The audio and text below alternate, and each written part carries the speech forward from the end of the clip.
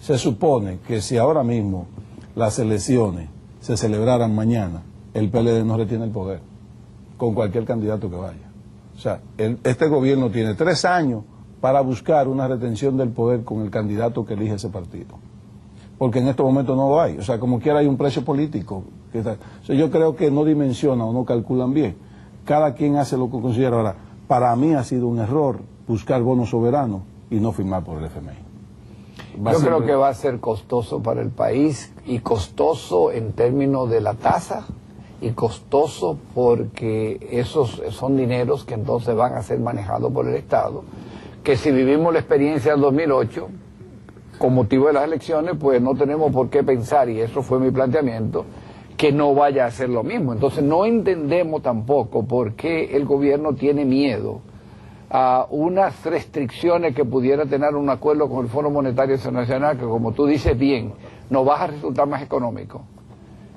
Si ya en el pasado, del 2003, del 2004 al 2008, demostró que fue efectivo y que no hizo daño al país, al contrario, protegió al país y nos ayudó a salir de la crisis. Entonces, por eso es que yo no entiendo el por qué ese temor a tomar una decisión.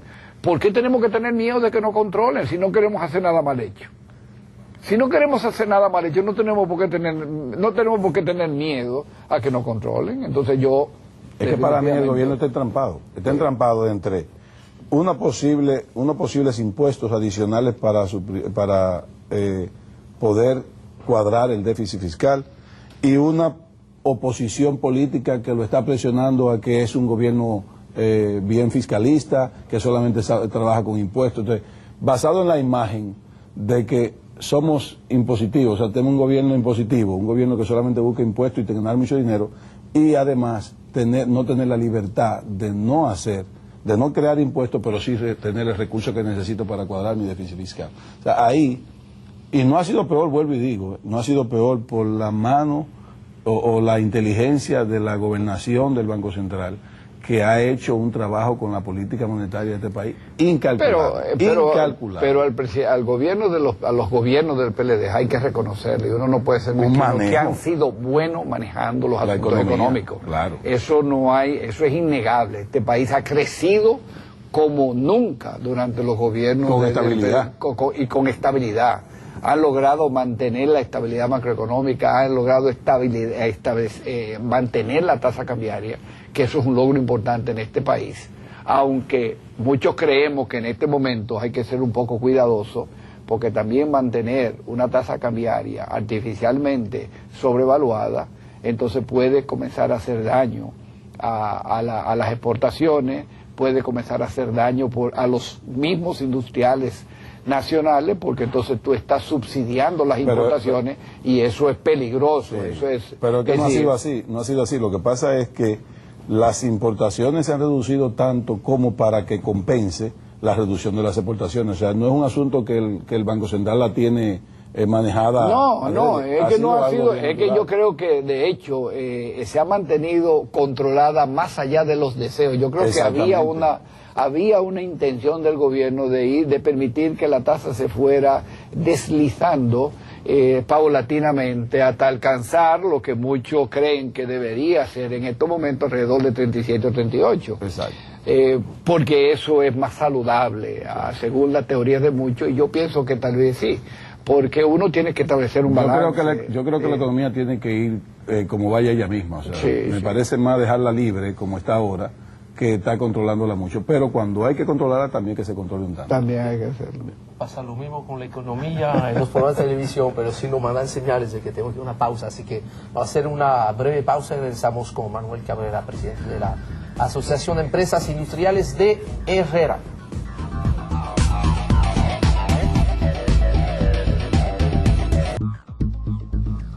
Bien, estamos de regreso con su agenda económica, abriendo la semana y el mes también, el mes de agosto, este primer programa con don Manuel Cabrera, presidente de la Asociación de Empresas Industriales de Herrera. Desde la semana pasada, don Manuel está ahí dentro de una polémica que entendemos que es responsabilidad, Ezequiel, de agenda económica, de ayudar a todos ustedes a poder formarse una mejor opinión, entender realmente qué hay detrás de esos 104.000 millones de exenciones. De un lado, hemos visto unas primeras declaraciones de Rafael Camilo, el nuevo director general de aduanas, quejándose de un nivel altísimo de regalos, si se puede decir, a través de exenciones, que el gobierno está otorgando al sector empresarial.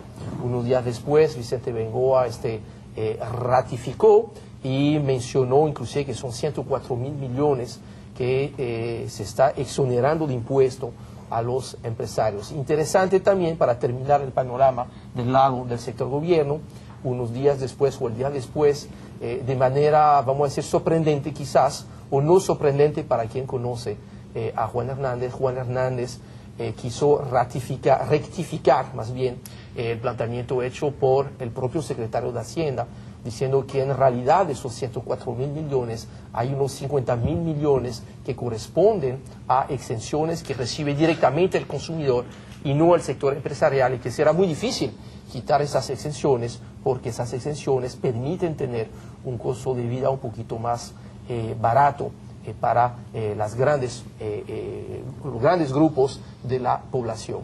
Entonces, queríamos tener la opinión del sector. ¿Sabes que yo para ampliar también quiero decir que los otros 52.000 millones tampoco los empresarios se lo están echando al bolsillo, ¿eh? Es que eso que o sea, eso sencillamente es para ser sí, competitivo, para traspasarlo también a su consumidor a través de la transferencia de bienes. O sea, es bueno que lo expliquen bien, porque según la expresión del secretario de Hacienda, aparenta ser como que los empresarios se echan en el bolsillo 104.000 millones de pesos, y hay que estar don Manuel Cabrera para que lo especifique, pero yo estoy convencido de que ese no es el sistema, ni esa no es la idea. Si él lo quiso decir, yo creo que el mismo secretario debe decir en próximos días, rectificar esa expresión. Además que yo no creo que don Manuel Cabrera se ve como una persona que no tiene ni de exenciones. Ni que dirige ese grupo tampoco. Mira, nosotros reaccionamos y le dimos una respuesta este lunes al secretario Bengoa. Primero porque entendimos que hubo mala intención en la forma en que se expuso y amenaza. Fue en cierto modo una amenaza porque la forma en que lo dijo es, bueno, si los empresarios quieren que haya disminución de gasto, vamos a comenzar por quitarle los 104.000 de exenciones que le damos. Como dice, tengan cuidado porque si ustedes no piden a nosotros que reduzcamos, le vamos a quitar. Vamos a comenzar por quitarle a ustedes lo que reciben.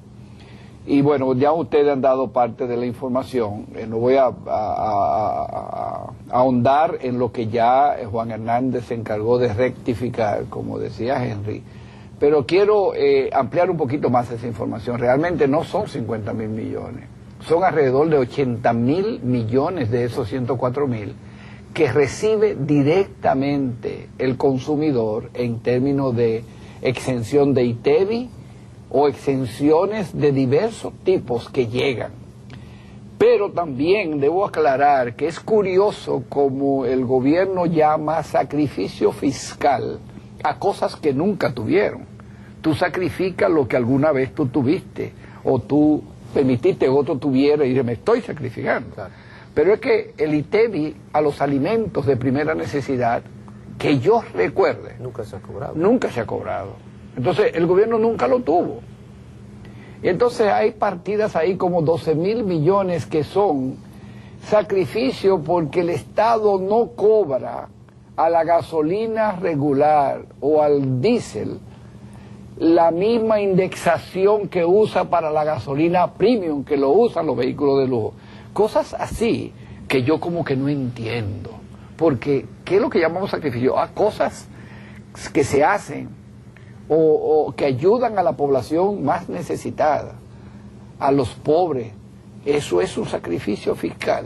Pero cosas que nunca estuvieron. Es decir, que todos los gobiernos, desde que yo tengo uso de razón, nunca cobraron.